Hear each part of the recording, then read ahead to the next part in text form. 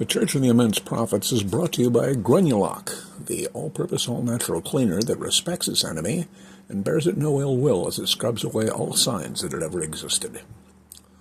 First off, let's make this very, very clear. It is not my opinion that the legendary bluesman Robert Johnson wrote the song Butane Lighter Blues in 1931.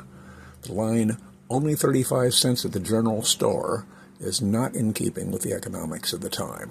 It was still in the Depression era, and with redevaluation and inflationary displeasures, one could buy a used Chevrolet for that kind of money then.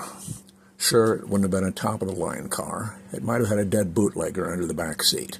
Maybe a little old lady, perhaps her great-grandmother, hauled chicken manure to terrorists with it for use in handmade incendiary explosives, for which a butane lighter might have lessened their load.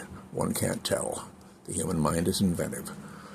But if indeed his, quote, "woman done burnt him with her other man," unquote, it's still unlikely she used a butane lighter. She would have used a carbide lamp for the job. It's just common sense. Carbide headlamps were available practically everywhere, even in many grade schools, especially ones in which the children would work half a day in coal mines and spend the rest of the day trying to learn mathematics while coughing up black dust. Also in towns that burned infidels, which were aplenty indeed. And don't even bring up the fact that butane lighters didn't come into general use until 95 years later. That fact slipped my mind, and it undermines my scholarly credibility if you do.